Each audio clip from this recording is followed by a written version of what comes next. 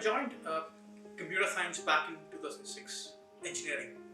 I was very much interested in cybersecurity that I started involving in open source communities and started contributing to open source projects back in 2006-7 itself. Because of this, I started skipping a lot of my college curriculum, and in my 7th semester, people started recognizing my efforts, people in the industry.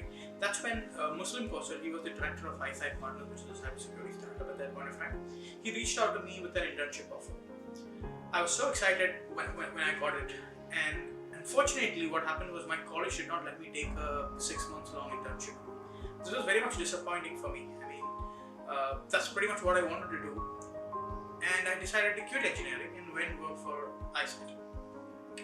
So I worked with iSight from 2010 all the way till 2014.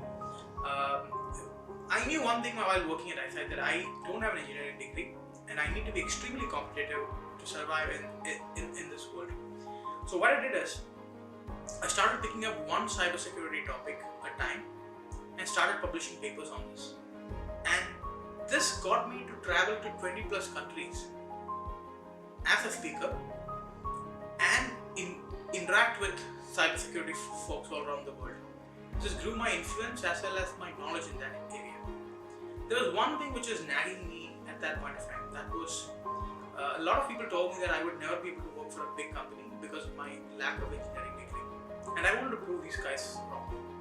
In 2015, I got this offer from Citrix. I was the first guy to get hired in Citrix without an engineering degree.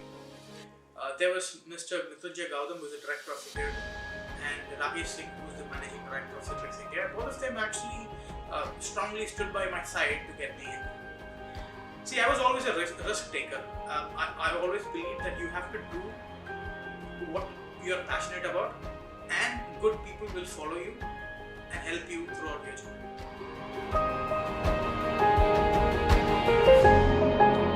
I started the company in 2015, precisely in November.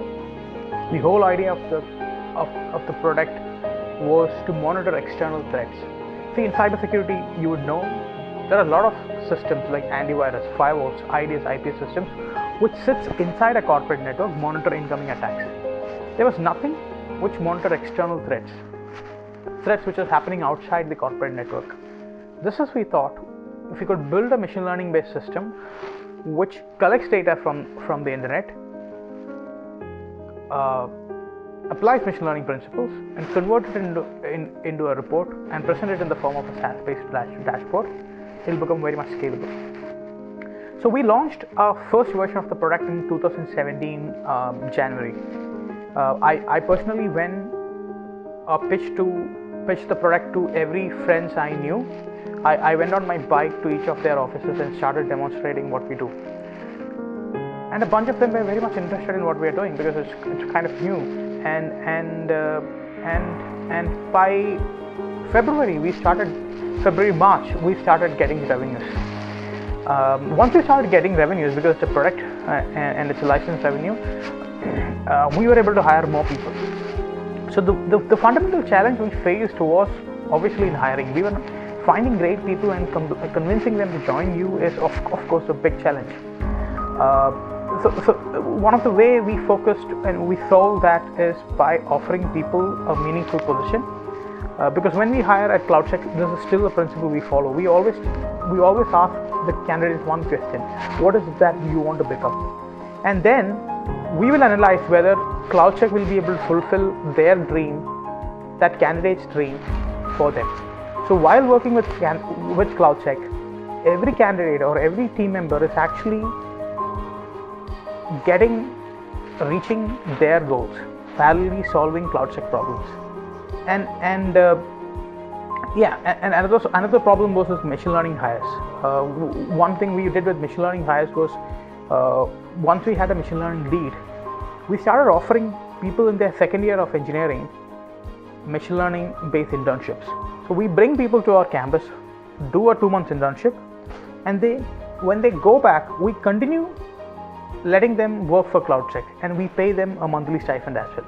This way, we cover their complete educational expense, and they are focused on a real world problem in machine learning. So they are working with us remotely, and the candidate is learning and improving as well. And we call this program Earn While You Learn program. We still have it where we offer 5 in a year. We offer 5 students an ability to earn while they work, while they learn in their college.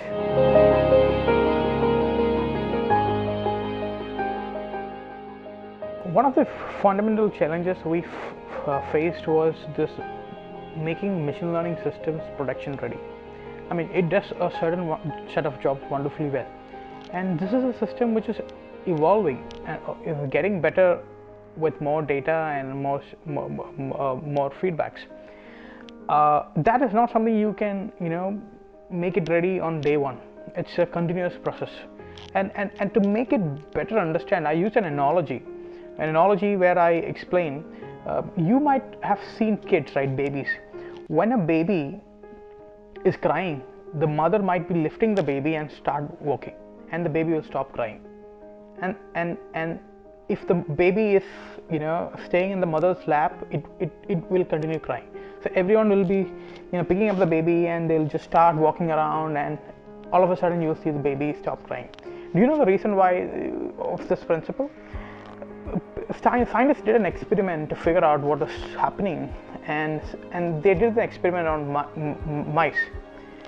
So when a bunch of baby mice were sleeping, they introduced a predator, and what happened is the mother mouse will try to carry a baby mouse and run away.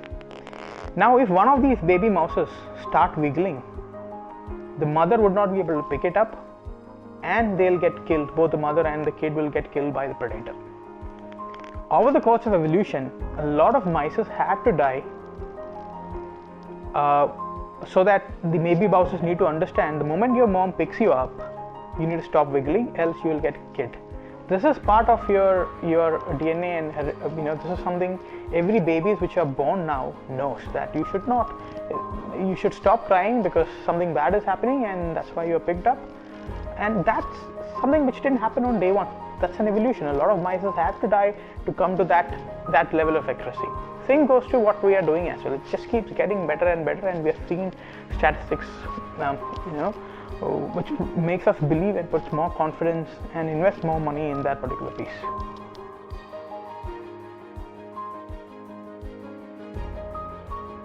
See, we were a bootstrapped company from 2015 to 2018. We learned a lot of things bootstrapping, by the way. I mean, and how to use money, how to manage your resources, etc., etc. Because of that bootstrapping, by 2018 we were profitable.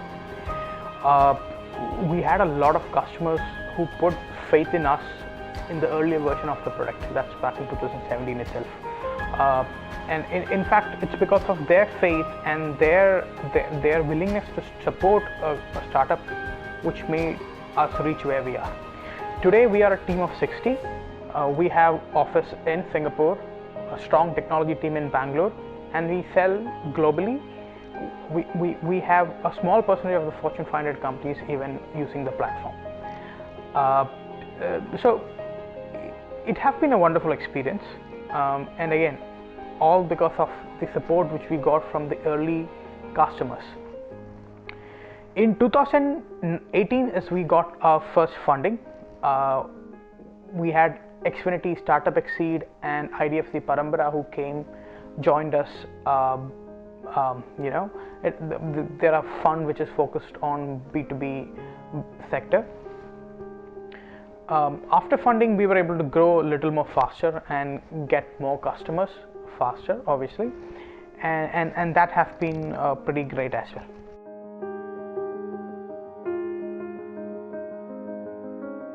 One of the things I learned about hiring is you need to find people with complementary skill sets.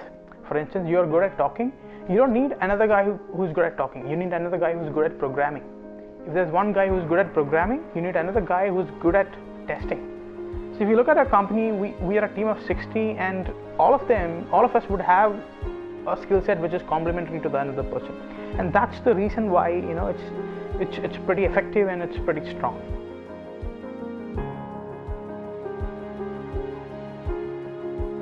The fundamental thing about business is you need to solve someone's problem, help someone, and generate revenue out of that. And you need to always start thinking, getting up from your bed, thinking, how can we solve this problem? And one of the things we do at the company is actually monitoring stolen, credit cards and debit cards of individuals, and we report to the bank so that they can proactively monitor it so that they would not get exploited. So always focus on doing something good or solving someone's problem, and that should convert to some amount of revenue.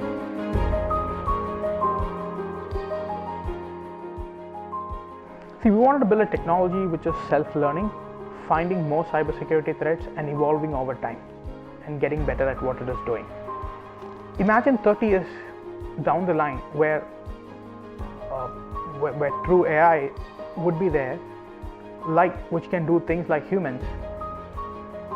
It would be a combination of different companies. For example, there are companies who knows how to build self-driving cars.